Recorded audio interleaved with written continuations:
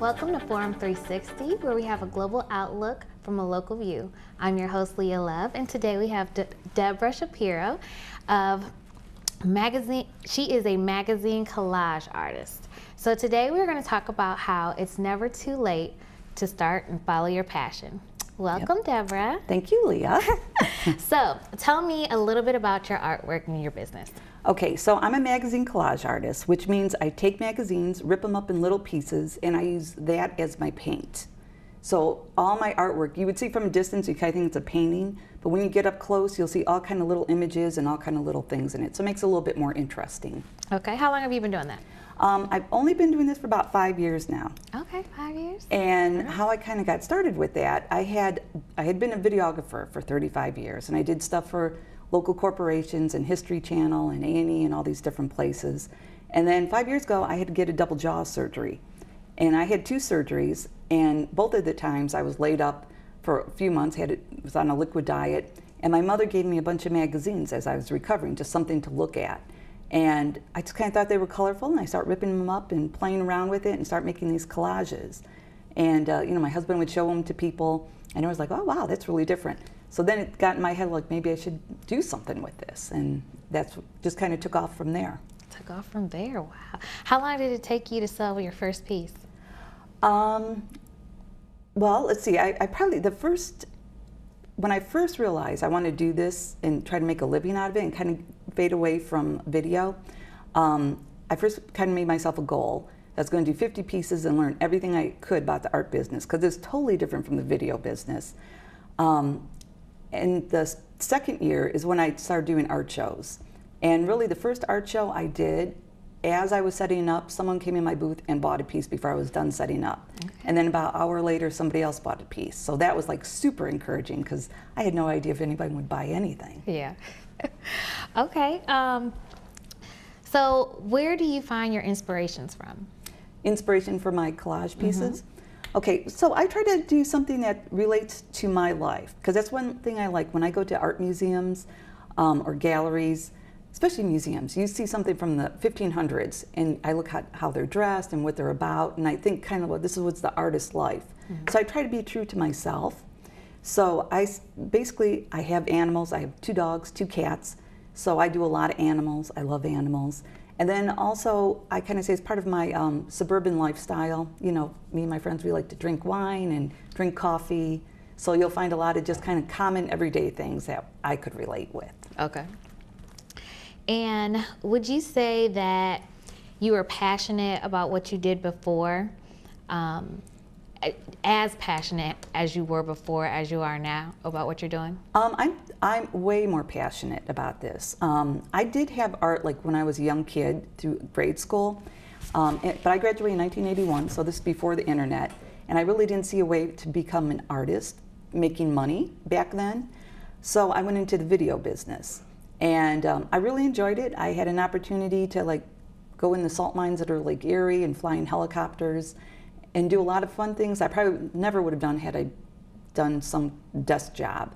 So I really liked it, but it was never, you know, there was plenty of times I would get a phone call and it's like, oh, I don't want to do this shoot or whatever. Mm-hmm. But with art, it's a totally different thing. I just can't like get enough of it. And I love every opportunity I could find, and I definitely far more passionate now than I was before.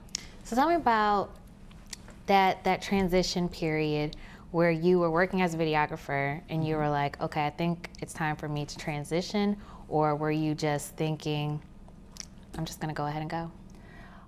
That's a big step. What I first did, I was still doing video, and I just kind of played around with the idea of doing art, because I didn't know if I could actually make a living from it or sell anything.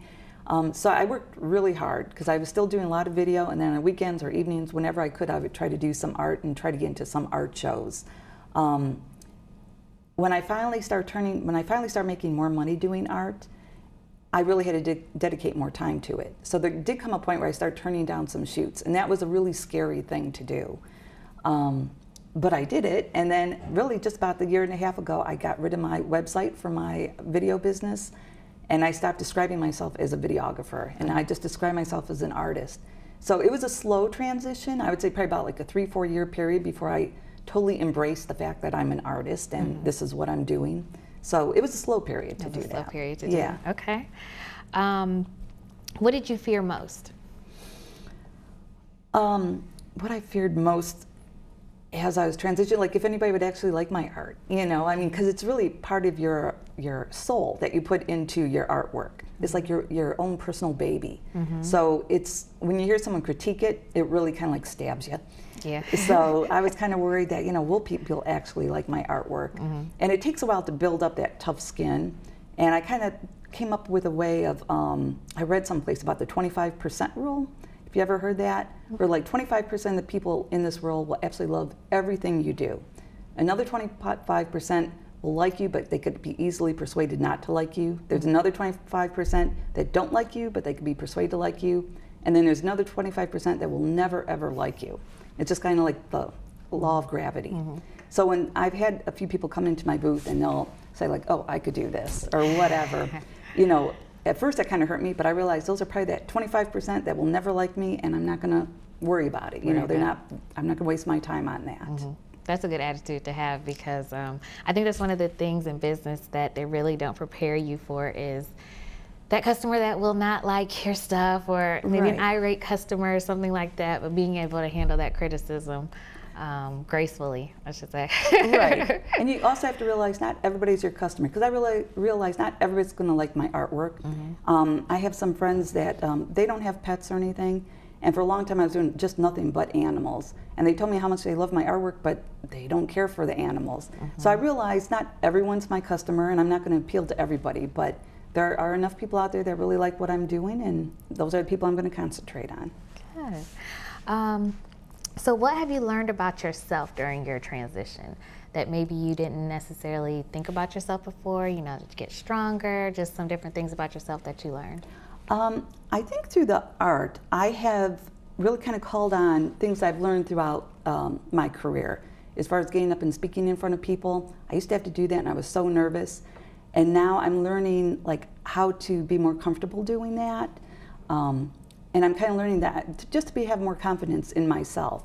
Because really now that I'm following my passion, it's so much easier to talk about what you're doing and showing people what you do. So how much risk do you think that someone later in life should be willing to take? And I'm sure this is based off of their own situation, but what do you think would be a limit for them to shoot for the stars if they were just really full of self-doubt or thinking about a lot of risk? Yeah, I don't think you should ever limit yourself. I mean, it does take a lot of hard work, and you really do have to believe in yourself. But you know, as you get older, you can't just quit your job. You have bills, you have a house and car and everything you have to pay. So that's a huge risk if you just say tomorrow's like I'm just going to quit and do this. You really do need to do a lot of research. You need to kind of test the waters, see, you know, do people like what you're putting out there?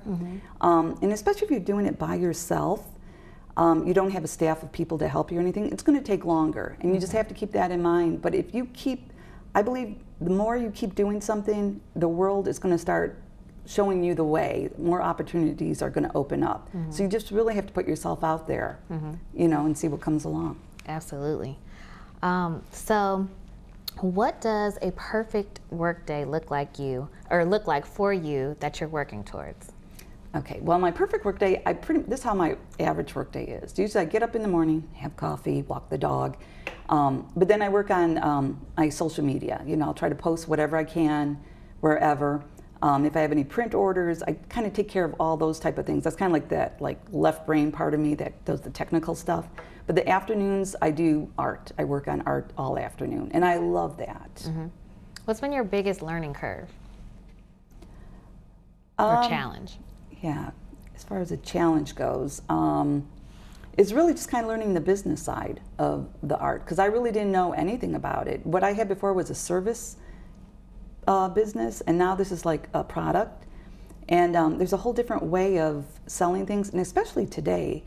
Now I'm being older, I had to learn all this different ways that you could sell online and on using the internet and everything. So that was a big curve, trying to keep up and learn like what you do nowadays to get your name out there. And I really think the internet is really what you have to, that's how people find you nowadays. Has that been your biggest driver for getting your name out there? what have you found as being your better driver vehicle for that? Oh, I think definitely social media, and mostly with Facebook and Instagram. I have followers there, and also with YouTube. Now, I used to have a YouTube channel for my video business, but if you go into my videos, you'll see stuff about like knee surgeries and everything, stuff I used to videotape. But now, over the past year, you'll see all kind of art videos. And since I've been doing that, I'm starting to get like followers every day. So I'm not really pursuing it, but I think that's a channel I really need to investigate to do that. YouTube. And also, getting out face to face with people. Yeah, there's no excuse not to do that, because that's where you really build up the audience, and that's where I sell most of my artwork, is when I'm face to face with somebody. Do you still believe in mentorship? Has that been effective for you? Yes, absolutely, because you could learn a lot from other people. Now for me, I found people online that have done the same thing later in life, have become a successful artist.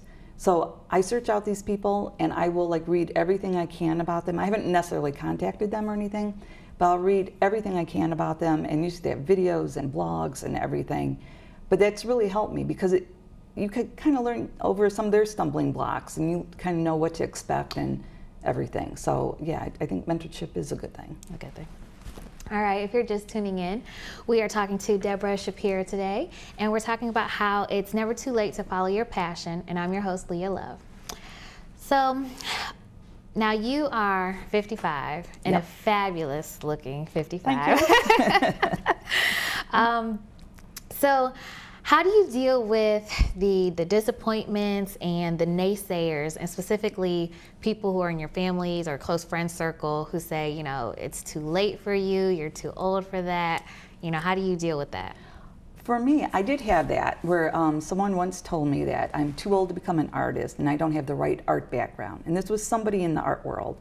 And that kind of like got me a little upset, to the point that it became a fuel for me, because like, I'm going to prove you wrong, because I can do this.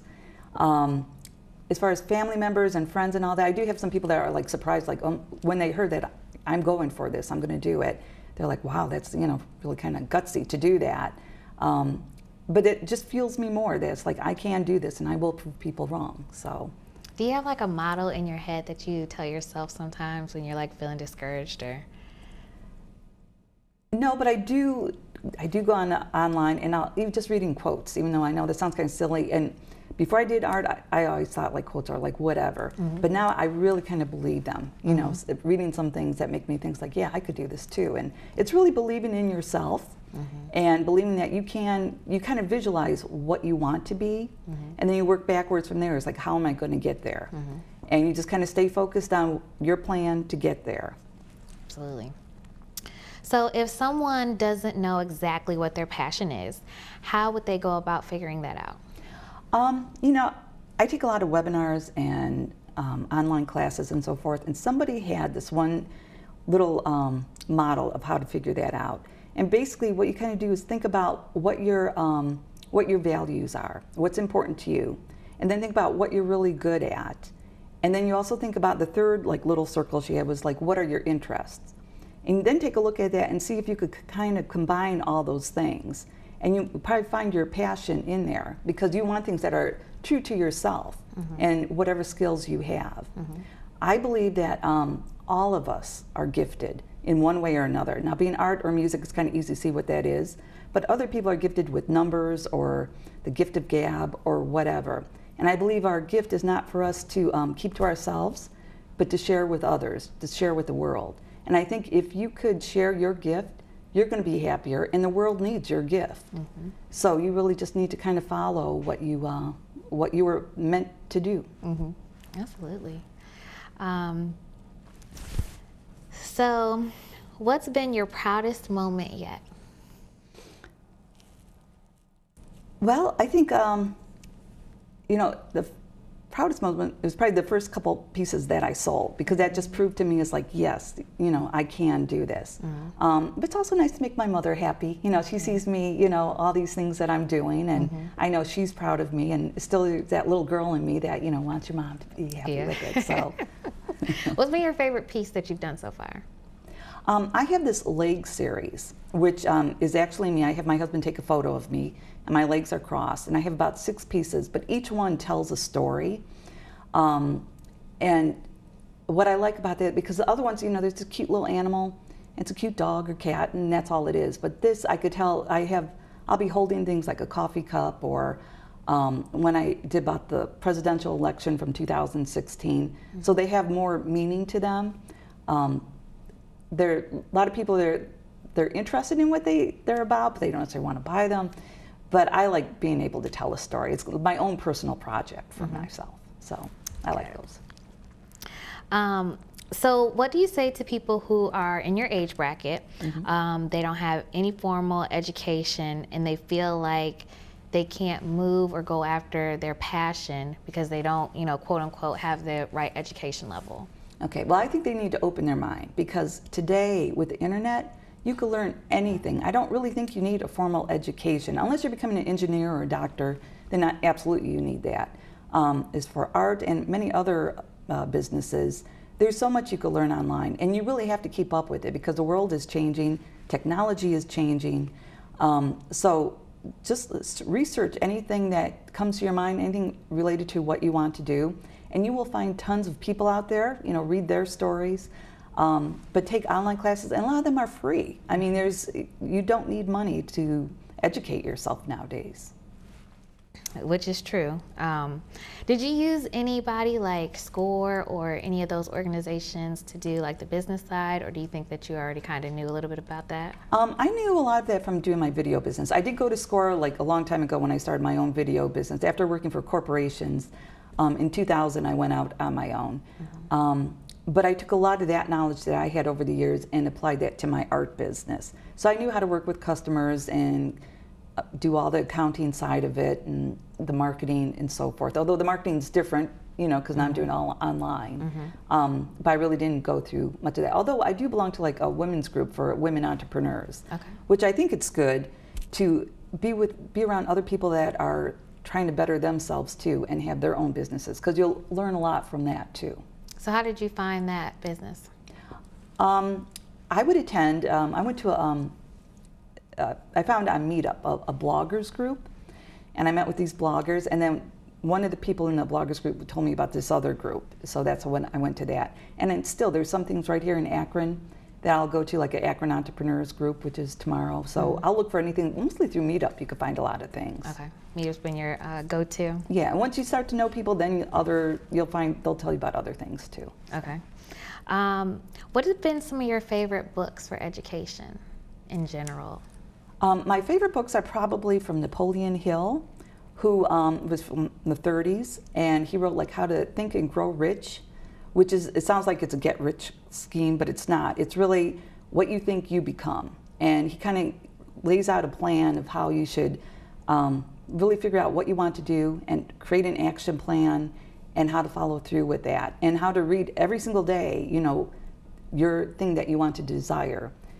He's had a couple other books, and I just find them so inspirational. And I think a lot of people nowadays, like Tony Robbins and all that, really kind of took a chapter out of his book and they kind of like made a whole thing out of it. But his stuff is really what really inspires me. Okay. Napoleon. Is there anything you regret not doing or wish you would have done? Now, I kind of wish I would have thought of art before. Of course, when I had the jaw surgery, art was not even on my radar at all. I had no clue that that would be something I would want to do. But really just during those few months as I was recovering, it really just, that desire really hit me that I really wanted to do art. But you know, all my life I always kind of thought with video, it's not really what I wanted to do. So I knew there was something deep inside me that was just kind of itching to get out, but I didn't really know what that was. So I wish I probably would have put more effort in figuring out what that was years ago. Sooner. Yeah. So if money was not a factor, is this a passion that you would do for free? Absolutely. You know, I think with art, I could do this till I'm like hopefully 105 or however long I live, because it's not work. I just can't wait to do the next one. even before I go to bed at night, I'll look at whatever's on my easel and think about what I want to do in the morning, what things I want to change on it. Art is something I will always do. Even if I, no longer have a website and no longer doing art festivals, I will still be doing art. Well, you mentioned passion. I think sometimes, people get into an area that they're not really just passionate about. How important has that been with everything that you've done? I think it would really hold people back. I could think of some of my friends that are at my age that have been in jobs that they just don't like, and they think about retiring and they can't even imagine staying in their job till they retire. And I think if you're like that, and I know them and they have some other skills like music or something, that I know they'd be so happy to do that. I think you really need to follow your passion, because you will be a much happier person, as a whole. I mean, you have to follow your passion to do that, so. All right, so you're 55 and you've got about 50 more years to get to 105. At least. Yep. What adventures do you still want to accomplish and do? I definitely want to do some more traveling. I have done some, but I would love to see more parts of the world and everything. So that's really kind of, and also I'd love to live in the mountains. Wake up in the morning and look out my window and see this beautiful mountain out there. So, and also I want an art studio someday too. Okay. So I've got a few things on my list I still need to do. And would you like to have accomplish. your art studio here in Akron? Or in the mountains. In the mountains? Yeah. Everybody can come up there and have a mountain party, an art party. Okay, and then what would you say were some of your top limiting beliefs that you think would hinder you or keep you from succeeding along the way?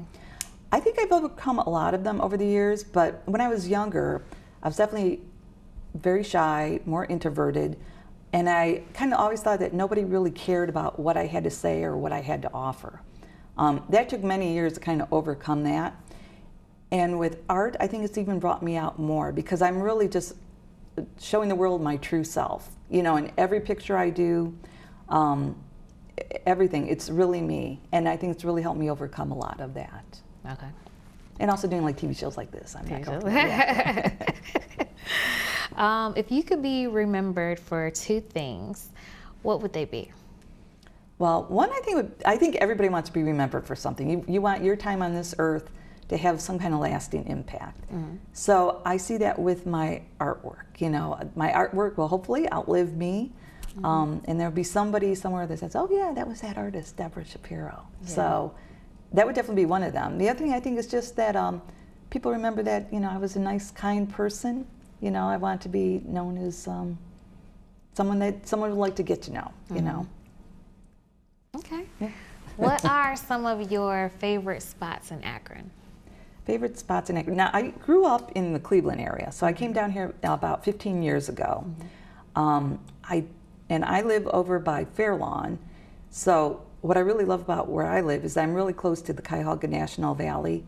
I do a lot of hiking there with my dogs. So I love the fact that there's so much greenery, and then also you've got the downtown area. And there's some great restaurants down there, so I enjoy doing that. And also Portage Lakes is kind of nice too. Just a fun little place to go once in a while. Okay. And do you have a favorite restaurant? We eat out so much because we don't have kids. So, I do cook sometimes, but there's so many different restaurants. I do like, I don't know if I could just say, the Clearview. I love the smaller restaurants, not necessarily like chain restaurants. So there's a Clearview up in Bath on Cleveland Maslin there. Love Mexican restaurants, any Mexican restaurant I could go to. I also love the Merchant down in the valley, and then Publico across the street. Yeah. So.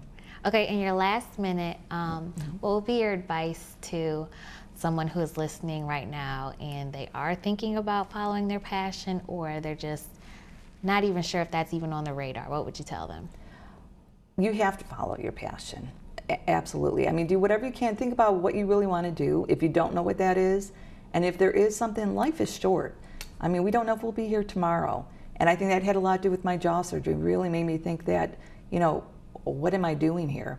So I believe that you don't have a minute to waste. You need to start working on your passion.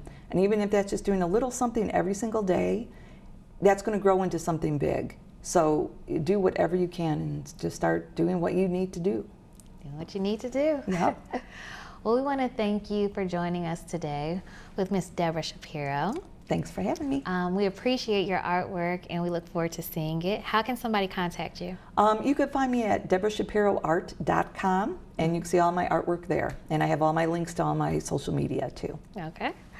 Well, continue to look forward and follow your passion in life. And we want to thank you for joining us for Forum360 today, where we have a global outlook from a local view. I'm your host, Leah Love. Have a great week. Forum360 is brought to you with support from Electric Impulse Communications, Kim and Harvey Nelson, Rubber City Radio Group, Acronist.com, Hudson Cable, Medical Mutual of Ohio, Forum360 supporters, and the Shaw Jewish Community Center of Akron.